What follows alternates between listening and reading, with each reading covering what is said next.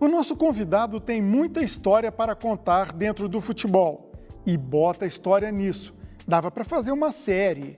Começou no amadorismo, viveu os momentos de glória do Estádio Olímpico e o surgimento do Serra Dourada. Para se proteger, ia para o estádio armado. Outra vez, teve a ajuda da mama para não apanhar. Abandonou os gramados já faz um tempo, mas até hoje é respeitado por atletas, torcedores e dirigentes. Ficou curioso? Daqui a pouquinho eu conto quem é ele.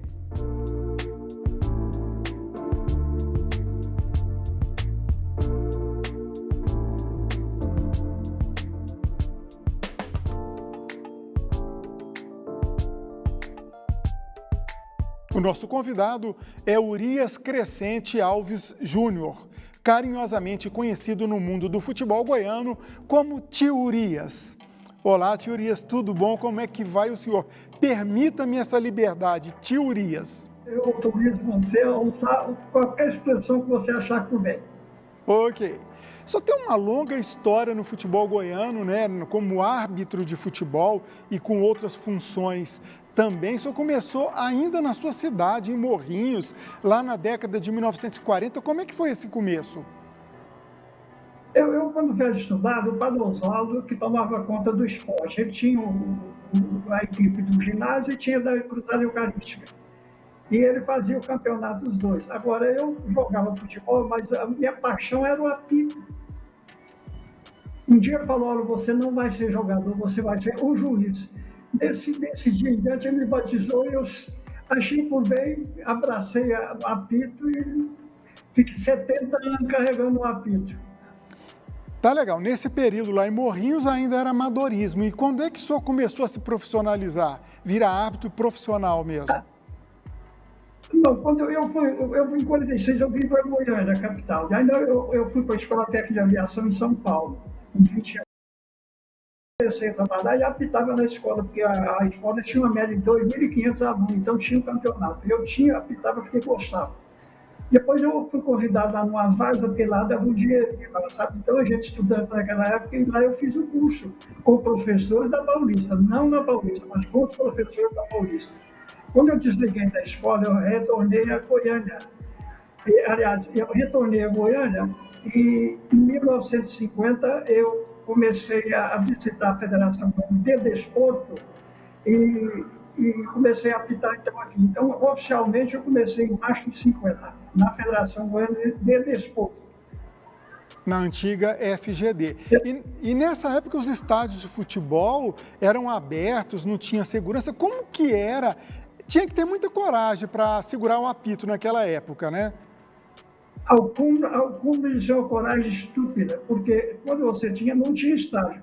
Você chegava no interior, tinha a base, aquela periferia, lá estavam as duas metas.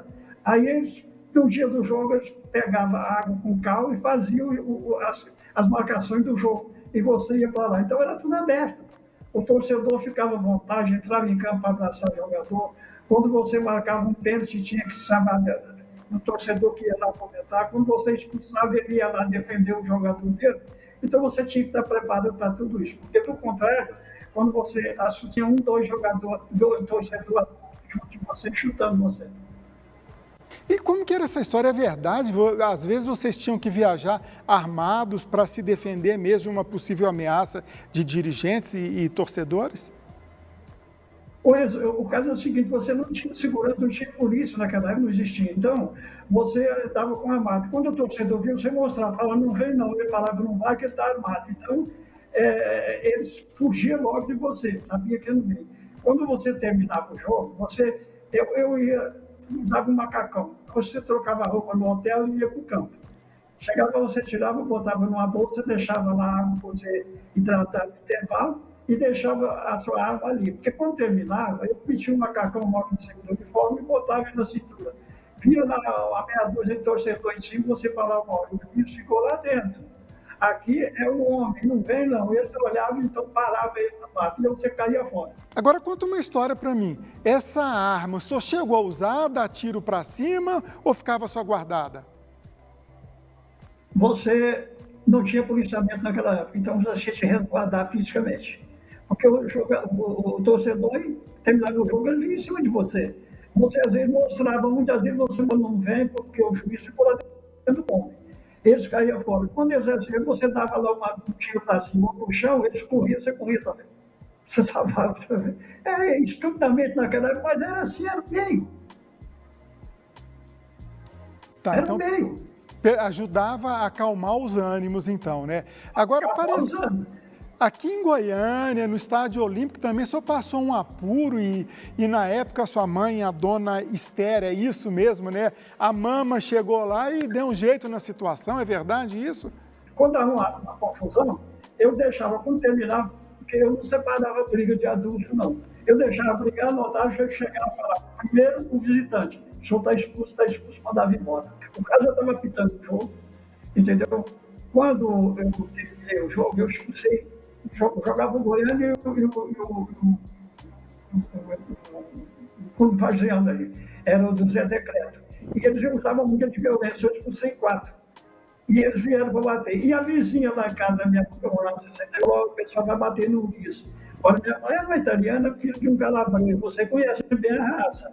Ela passou, meu pai trabalhava na segurança pública, ela bateu na Polícia, morava pertinho. Quando ela chegou, eu tinha terminado o jogo. Quando eu entrei, o pessoal aí comentando, ela debaixo de um avental, você está italiano, é um avental e um lenço. Né? Ela puxou, falou, ninguém vai bater no meu filho. Correu todo mundo, até eu assustei.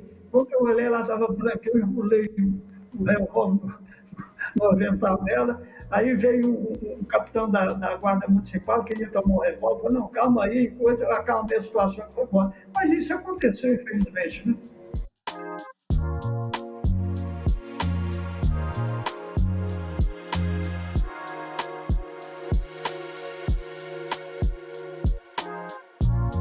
Ainda no Estádio Olímpico, o senhor chegou a apitar partidas que tinha o rei do futebol, Pelé. Como que ele era dentro de campo?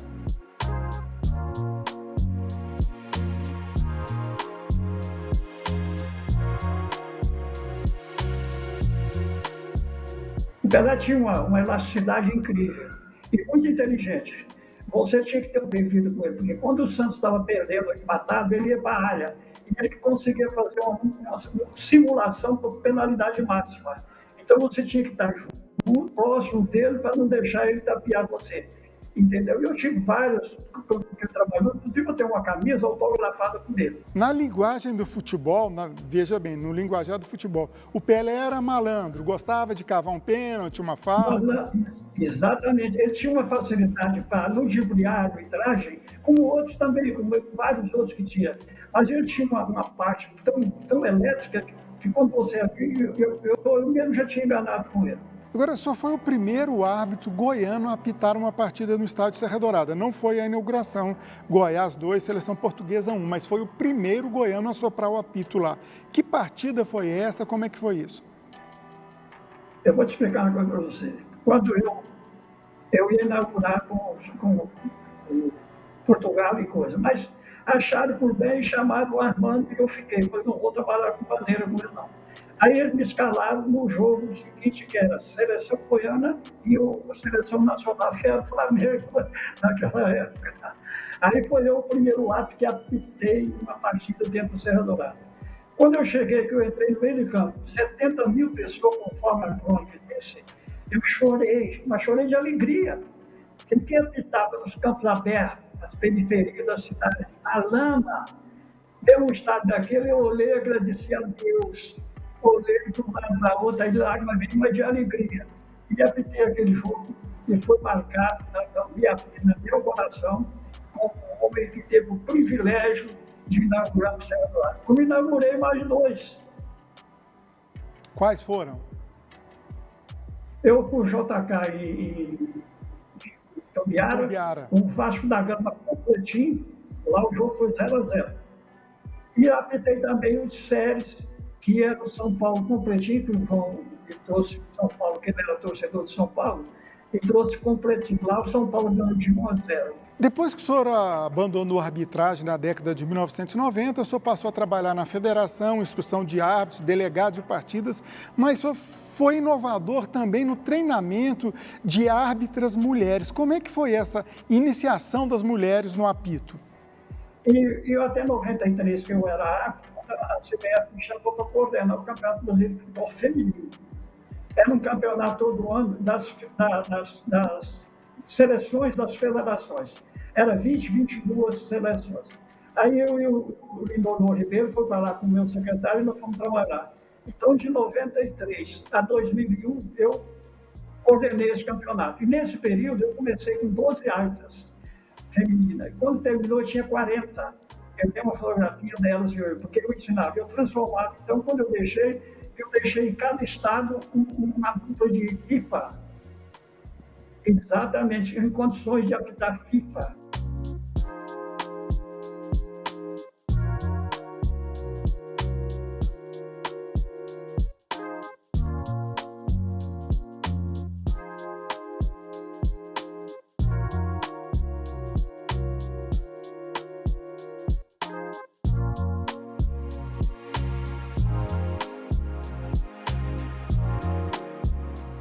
Muito bem, senhorias. Agradeço muito, senhor. O nosso tempo, infelizmente, acabou. Agradeço de ter dedicado seu tempo para conversar com a gente aqui.